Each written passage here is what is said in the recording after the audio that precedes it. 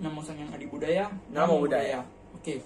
Perkenalkan, nama saya Hardi Aditya Chandra dengan NIM 2104049 dari jurusan Teknik Mesin Stambu 21. Nah, di sebelah saya adalah Jason. Oke, jadi Jason di video kali ini akan menjadi teman diskusi saya dalam membahas topik kita yang bernama kerukunan dalam umat beragama. Betul. Oke Jason, ini saya ada pertanyaan nih untuk kamu. Nah, apa tuh? Menurut kamu, apa sih itu kerukunan antar umat beragama? Menurutku karena kita berada di negara Indonesia ya, dan sudah pasti setiap individu di negara Indonesia itu wajib untuk memeluk satu agama. Ya benar tuh. Dan menurutku kerukunan dalam beragama itu adalah satu individu harus bersikap toleransi dan respect terhadap individu yang lainnya yang sudah pasti memiliki agama yang berbeda dengan individu yang lain. Betul tuh, betul. Oke. Nah, kalau menurutmu gimana, Har? Nah, kalau menurut saya, kerukunan antar hidup beragama itu adalah suatu kondisi di mana orang-orang yang memiliki agama berbeda hidup dengan harmonis, saling menghormati, dan didasari dengan toleransi. Jadi kita itu meskipun orang lain memiliki agama yang berbeda ataupun mempercayai agama lain yang berbeda, kita tetap hormati mereka. Kita menganggap semua agama itu sama rata. Betul. Tidak ada yang paling benar, tidak ada yang salah. Betul. Oke. Nah, pertanyaan kedua nih. Apa tuh? Karena di Indonesia kan ada banyak agama tuh. Iya. Dan ada aja tuh oknum-oknum tertentu yang fanatik terhadap agama dia. Iya. Nah, oknum ini tuh dia tuh memiliki keyakinan bahwa agama dia itu adalah agama yang paling benar dan ajaran dari agama lain itu salah ataupun sesat. Iya, betul. Nah, menurut kamu dengan sifat oknum tersebut apakah akan berpengaruh dalam realisasi kerukunan antar umat beragama? Menurutku ya udah pasti bakalan ada efek, dan efeknya itu malah efek buruk. Soalnya kalau dimikir dengan logika kan tidak masuk akal, karena satu orang ini yang memiliki kepercayaan yang terlalu mendalami atau kepercayaan yang berbeda dengan yang lain, dia mencoba untuk menghasut dan memaksa orang-orang di sekitar dia itu untuk memasuki agama dia. Iya benar itu. Bro, agama gue paling benar bro, ajarannya kayak gini. Agama lu salah bro, agama lu ajarannya masa kayak gini. Udah masuk agamaku paling betul, kan itu salah. Iya. Nah, itu juga dengan sifat orang yang fanatik gini, dia tuh kan menyerang agama lain tuh dengan bilang ajaran agama lu tuh salah tuh. Nah, karena kita nih sudah hidup di zaman modern, kan otomatis kita tuh bebas berpendapat. Betul. Nah, karena dengan luasnya media sosial, nah oknum-oknum ini kan bisa menyerang melalui media sosial dong. Iya, nah, dia gampang. bisa bilang gitu. Contohnya nih, dia komen, agama saya agama paling benar, agamamu salah. Nah, otomatis orang dari agama yang diserang itu kan nggak terima dong. Iya.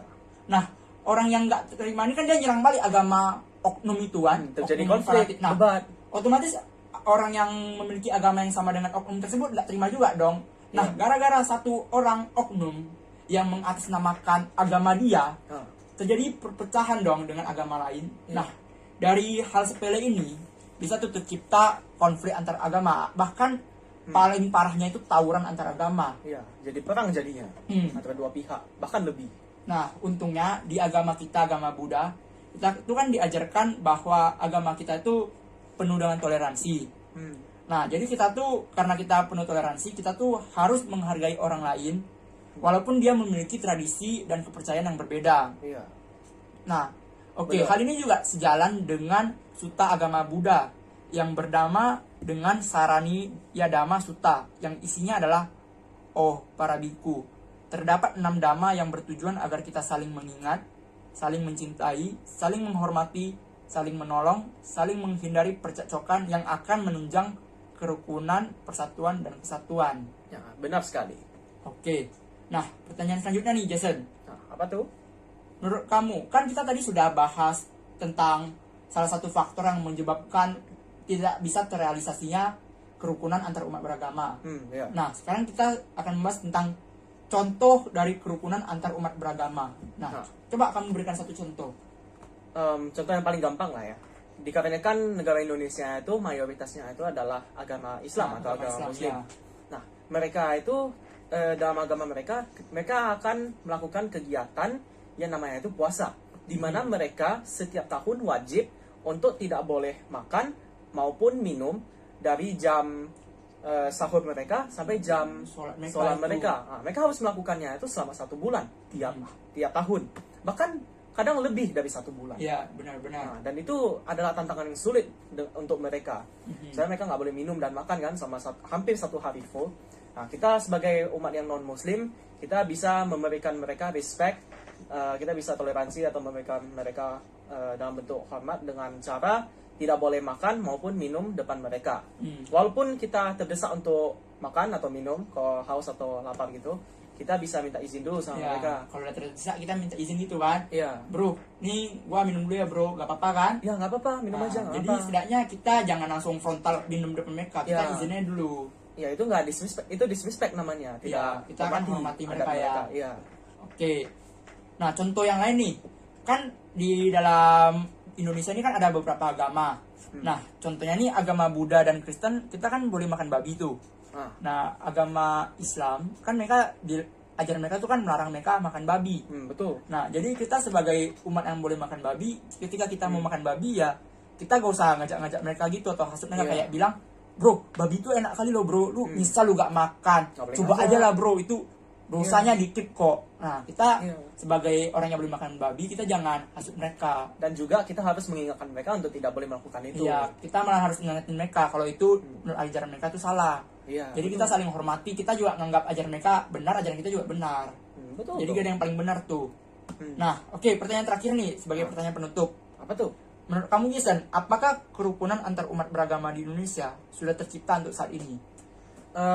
Kalau menurutku sih masih belum ya. Soalnya kembali lagi ke pertanyaan kedua tadi itu, masih ada aja orang-orang yang masih fanatik atau ekstremis gitu. Dengan ada orang-orang yang seperti mereka, mereka bakalan menghasut tuh individu yang lain. Otomatis individu yang dihasut itu dia bakalan blunder, bakalan mikir-mikir terus tentang agama dia. Jadi mempertanyakan agama dia gitu kan. Aduh, agamaku ini sebenarnya betul atau salah sih? Kayak agama dia yang betul deh. Udahlah, aku ikut agama dia aja lah. Nah, kalau kayak gitu kan tidak benar, tidak logis. Iya, itu dia. Tapi aku percaya kok negara Indonesia ini bentar lagi dalam waktu masa depan ini bakalan tidak ada yang kayak gitu lagi. Karena kan dunia kan semakin terbuka tuh, semakin modern. Nah, kita juga makin terpelajar, kita makin terdidik, kita juga nggak asal terima serta-merta gitu kan. Kalau ada masukan kita bisa analisa duluan. Nah, jadi dengan adanya perkembangan teknologi sekarang, kita sebagai orang itu jadinya kita sekarang karena sudah bisa filter ya bahasanya. Nah, kita orang-orang yang fanatik gitu perlahan-lahan makin sedikit dong. Ya, ibaratnya itu pola pikiran mereka berevolusi. Makin meningkat. Nah, jadi yang betul. Untuk saat ini mungkin memang kerukunan di Indonesia masih kurang lah ya. Mungkin masih belum tercipta, tapi kedepannya seiring dengan perkembangan pendidikan dan teknologi, diharapkan bahwa bisa tercipta kerukunan sempurna. Kita bisa hidup harmonis antar umat beragama. Oke, Anda setuju Jason? Saya sangat setuju dengan Anda. Oke. Semua terima kasih atas telah menonton video kami. Nah, sekian dari diskusi kami. Terima kasih. Namo Buddhaya.